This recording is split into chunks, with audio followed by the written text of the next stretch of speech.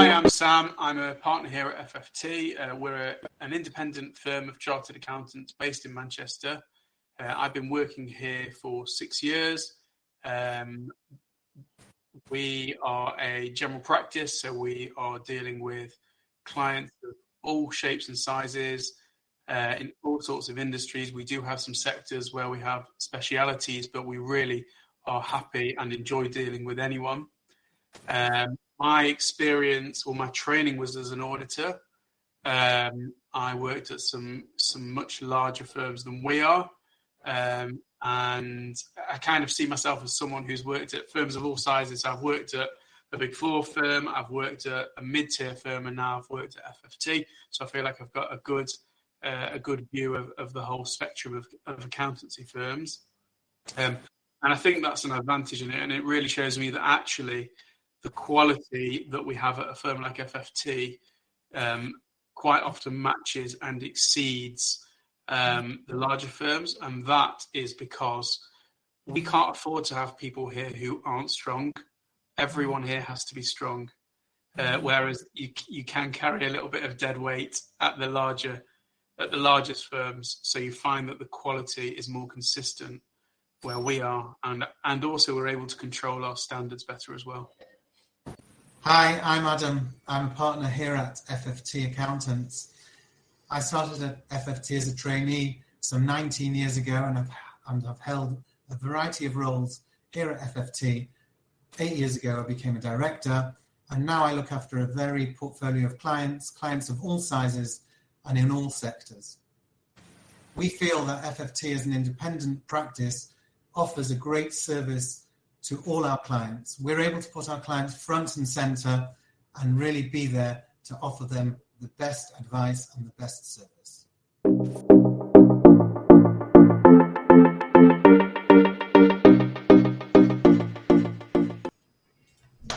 I mean, listen, these days independent means a lot more than it may have meant 10 years ago. There's been a massive influx of private equity into professional services and definitely into accountancy. And that means that a lot of practices where there is significant private equity investment are being driven by completely different targets to a practice like ours. Those practices will be focused very much on selling in 5 years, maybe to a larger private equity provider, and therefore it's a lot more focused on profit and not as client focused, whereas we're very much driving our own decisions, and we are very much still that sort of classic service organization where we are prioritizing our clients, and we know that the better service we give to our clients, that will eventually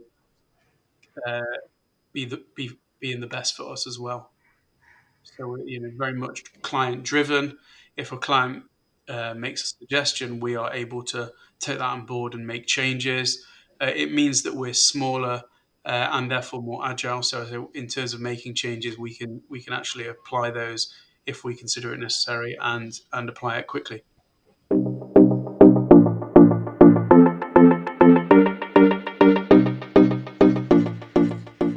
Historically, accountancy practices were owned by the partners, directors, principals, and accountancy practices of all sizes, be that a sole trader to a mid-sized practice with 5, 10, 20 partners to the national and international practice with hundreds of partners, were always owned by the partners and the main principals themselves. That meant that the practices were a business to themselves, but operated for the good of the stakeholders, being their clients, their staff, and their owners. In the last few years, the outside business world has taken an interest into professional firms, be that accountancy firms or be that solicitors firms, law firms, and seen that, or taken the approach that there must be money to be made. With that at the front of and driving their direction, there must be money to be made. They're looking to make as much money as possible from accountancy practices. So investing in an outside investor, investing into an accountancy practice, paying potentially some of the equity holders some of their equity or enhanced salaries, enhanced packages going forward, but with the view that these people at the top will make sure that this practice makes as much money as possible. That could be by changing their approach to servicing their clients, changing their approach to pricing, changing their specialities, moving away from one area, moving into a new area which might be deemed to be more profitable or more lucrative or more exciting. What it means is across the accountancy world, there's been a gear shift in the way certain firms have worked. And in the last, I would say, 5 years, there's really been an influx of private equity into the accountancy space. And many previously fiercely independent firms have, for a variety of reasons, jumped in with private equity. This now means that the number of firms such as FFT, who are a 3 to 5 partner firm, been around for a long time with a loyal staff base and a loyal customer base, are getting fewer and fewer out there on the market. And we hope that independent places us where our clients need us, being able to offer service, compliance services, advice to the owner managed business as an owner managed business ourselves.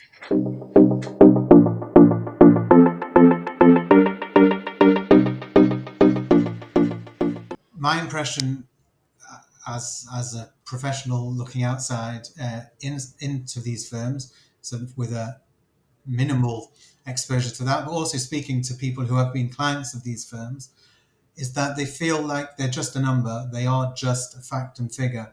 They're somewhere on a spreadsheet, and somewhere at the top is saying, please make sure you bill this number on the spreadsheet 10% more than you billed last year, irrespective of how you do that. Be that selling them more services, be that upping their costs, be them moving from one area to another area, be that squeezing their timelines so that they fit into what we as the firm need, not what they as the client slash business needs from their advisor.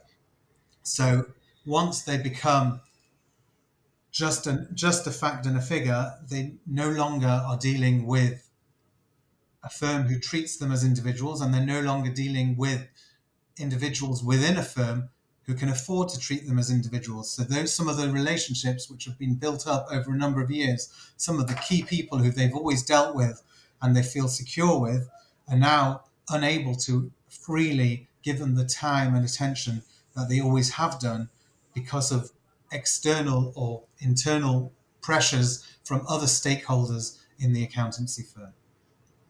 Yeah, I mean, I would say also that you might find situations where the private equity firm is reviewing the client portfolio and saying, right, well, that's not profitable enough. So you might find that they're actually getting rid of clients purely based on on the profitability and the plan that they've got for the future, where it may be that they want to specialize in something, and that client doesn't fit anymore.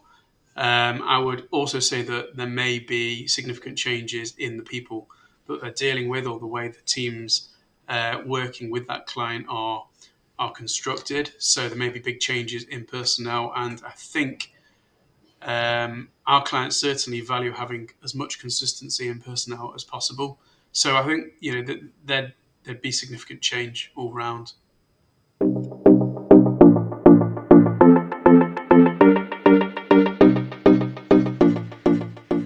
They're less flexible, because what happens is you have more larger departments. So at FFT, everybody knows each other. The partner has an overview of each client, so understands all the services being given to that client, and therefore is able to communicate effectively within the team to make sure all services is delivered quickly and well. Whereas in the larger firms, you actually get compartments competing with each other because they've got internal reporting to do as well. So they might be competing over the margins within that client or the budget for that client. And it's slower as well. So, someone may need to book a piece of work in with a different department, and they have to wait several weeks to get that piece of work, and that's obviously not in the interest of the client. So it works completely differently, and it goes back to really what I was saying before, is that we are able to react much more quickly as a smaller organisation, which I think is classic when you compare small and large organisations.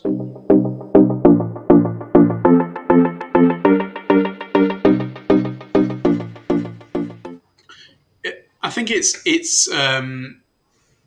I think moving aside from the independence, because the independence really gives the benefits that we've already discussed. But as a smaller firm and the way we operate, the benefit for an audit is that the partner is more engaged and more involved, and not just sort of swooping in at the end, but will be involved throughout.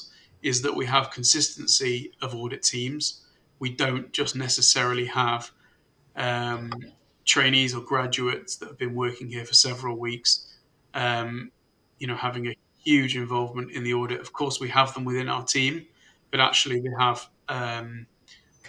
they don't tend to cause the same frustrations that we see when there's been a larger firm involved, where a trainee is coming in and re-asking the questions from the year before because there's been a bit of a breakdown in communication.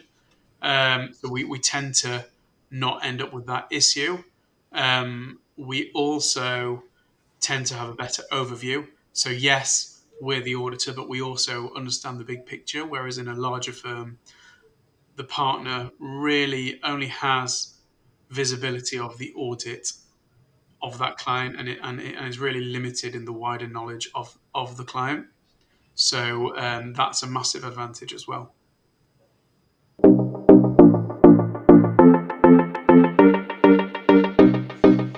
All accountants are the same. So I like to say to people that there's a baseline for an accountants, and hopefully, for the good of the profession, all accountants are the same in that when it comes to basic compliance, filing your accounts and filing your accounts on time and filing your tax return on time, one would absolutely hope that all accountants are the same.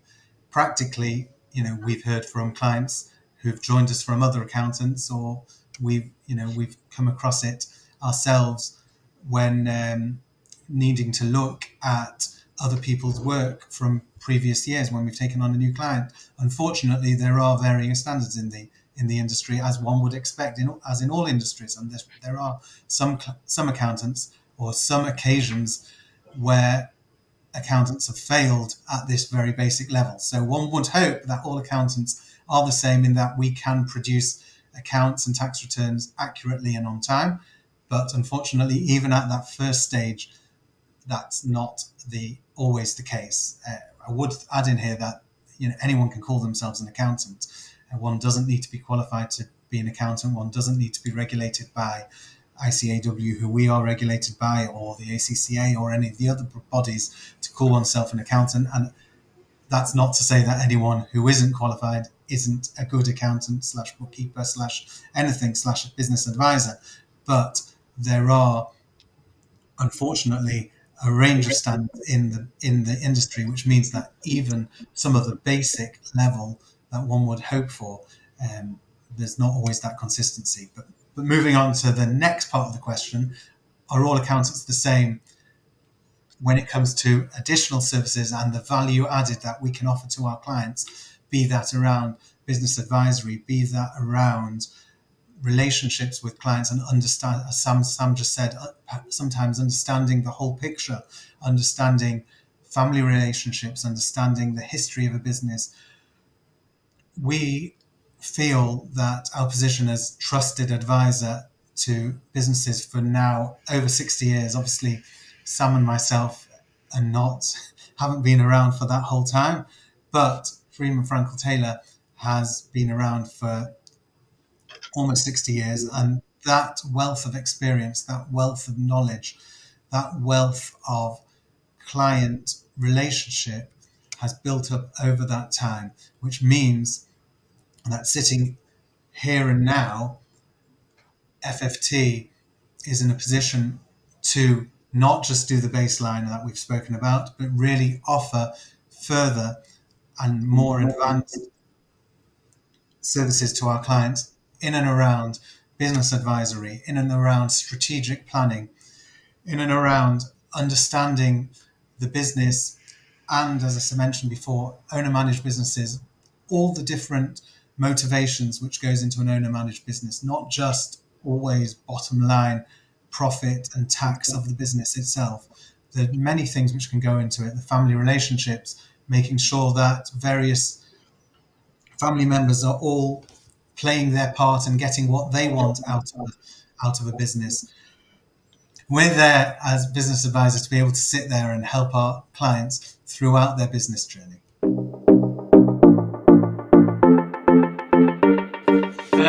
I think it's a repeating message. We are very, very flexible as a practice. We tend to, we're the opposite of what's called a sausage factory, where you kind of, everything goes in and comes out the same. We're very, very flexible.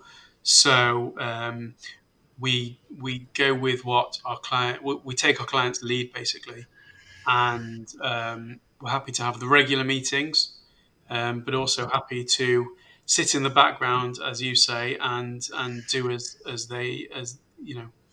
see them as and when is needed. So yeah, we have all sorts of things going on. So there's clients where I sit in and help in the board meetings. There's clients where we have a monthly review to look at their numbers. That can be more frequent if there's an important decision coming up.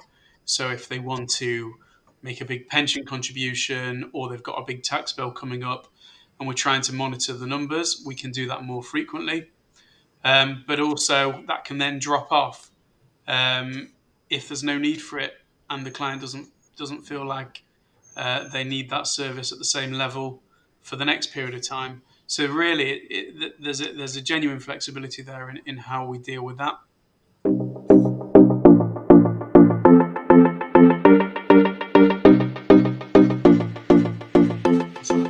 Our view is that independence will become more important to the accountancy profession. And as we've covered already, there's more and more private equity coming in. There's more and more consolidation going on. And therefore, we are of the view that firms like us will become rarer. And those who value the firms the way we operate will have less choice. And we're hoping that we'll be able to add a lot of value to those clients who want our type of service, which should be everybody, because we do a great level of service.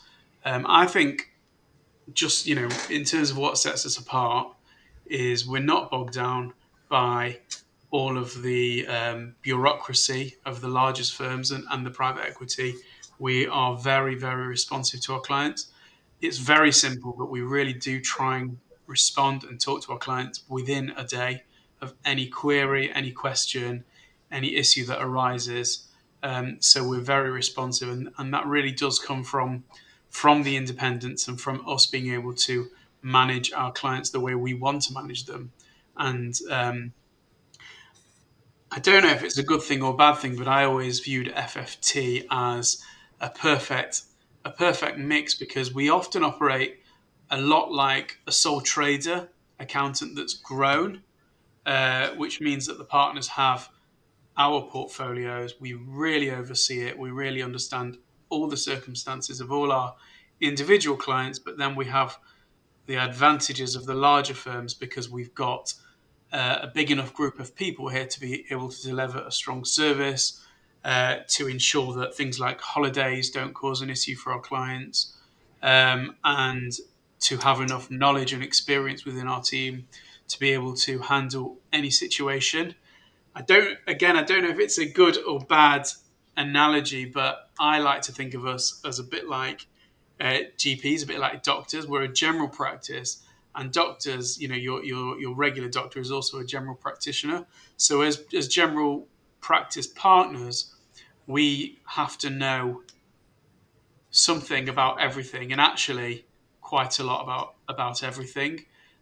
We obviously do have a level where we then work with specialists either within our team or outside of FFT, where we've developed strong relationships, and we've developed relationships with people that we think offer a quality that's similar to ours. But we can basically answer any question between us and these relationships. So I think we are a bit like a GP, doctor, but I think we're better as well. We get less complaints, that's for sure. So I think the most common occurrence really where we outsource or we call on other advisors to assist us are around, I would say, more complicated tax matters. So be that tax questions or tax planning which involves another jurisdiction.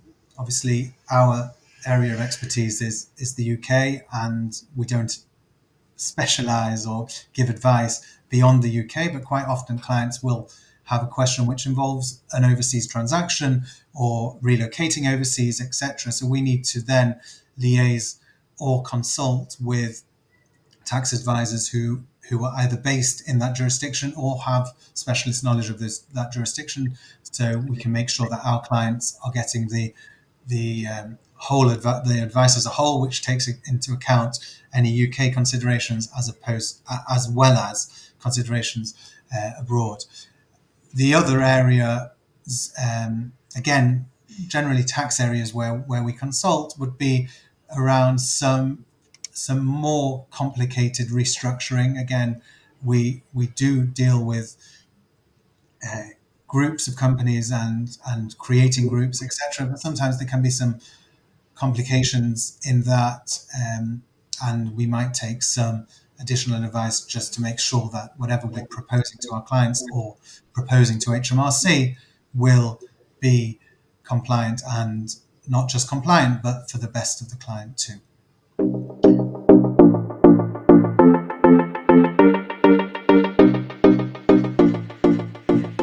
No, absolutely. So, as Sam said, we are very much like GPs, and certain times what what occurs we'll feel is wholly within our area of expertise, and we can take that on fully ourselves.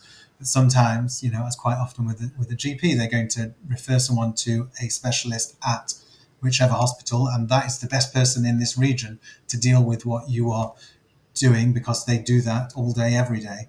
And again, when that occurs for our client, where a specific transaction occurs or a specific plan is on the table, we have access to a number of advisors who we know that's the sort of thing that they're doing, 10 times a week, whereas we're only coming across it 10 times a year. Those are the people who are best fit for our client right now. And sometimes we'll make the introduction direct to our client, so our client will then have a meeting with this person and explain everything to that advisor, and that advisor can give the full service to them. Sometimes we'll just consult with that advisor. It might just be a small technical point which just needs a bit of clarification and only needs half an hour with that advisor, at which point, we might just take it up with the advisor themselves to have a look or consult on what we've proposed. But as I say, sometimes the client is going direct to the outside advisor too. Another couple of areas probably relevant in terms of, I suppose, because we are seen as accountants and business advisors, literally anything that comes up for a business or anything with a number in, we're the first point of contact often for our clients. So one example would be if a client was looking for finance, and obviously we aren't brokers ourselves, but we have very strong contacts, so we can help support our clients and set up conversations and let them know what their options are. So that proves very useful at times, and valuable as well for our clients. And the other area is things around financial advice. So, if there's excess funds built up in a company, a client might come along and say, "What should I do with this? How should I invest it? if someone's coming up to retirement and they're thinking about their pension, again, we'll be the first point of contact, but we have a strong relationship with an IFA who we worked with for many years, and we will work with them and our client to help answer those sort of questions. And it all links up and ties up.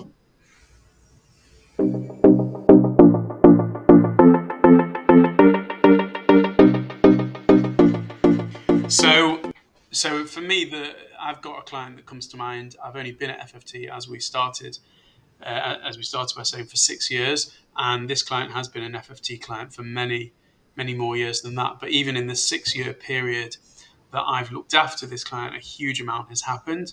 So you've got a main trading business which has been steady throughout this period, but then you've got lots of different companies around this business. They developed a second business, a second wing to their business, which was supported by the first wing. And this started off as a small company and eventually became an audit client as it grew. And it was then sold, and we supported with the sale as well. At the same time, we look after the personal tax of the owners of these companies. Therefore, we're dealing with their individual income. That might be rentals, it might be capital gains tax on the sale of that company, it may be pension contributions to try and help manage their tax liabilities in a year. We've had members of the family retiring, so we've dealt with buying out that member of the family, and with HMRC on that's included getting HMRC clearances and a restructure. There's been a death within the family, and we've helped with the estate and supporting with any potential business property relief on that, and any inheritance tax payments that might come where business property relief hasn't applied. We've dealt with a wider group restructure where there was a huge amount of change from the start to the end. There, the valuations required, the correspondences with HMRC. We liaise with the solicitors that are involved and make sure everyone's on the same page and that their work is consistent with our knowledge. And then we also help with some of the company's house documentation around those changes as well. So it's really end to end. We're really dealing with a huge amount of areas for this one client, and it shows what we can do, A, by knowing so much about the family and the businesses they operate, B, by being the long-term accountant. We have such a deep knowledge on them that another advisor might come in and help for one part of their life cycle as a client, but we will provide the base knowledge for that and be able to advise and guide to make sure their information is accurate. And we are also in a strong position to help with any part of it, because again, we have the historic knowledge of things that have happened in the past, and we can help identify issues before they arise when these different parts of advice are being considered.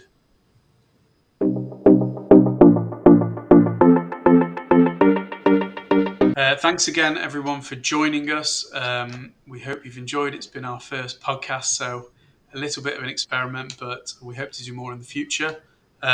If you want to get in touch, you can go onto our website and you will find a form there to fill in, and we will get an email through and we will get back to you within 24 hours. The web address is www.fft.co.uk. You can also, if you have an inquiry, you can email mail@fft.co.uk. So please don't hesitate to get in touch. We're always happy to have conversations. We do free initial consultations as well, which can be very valuable. So yeah, please get in touch.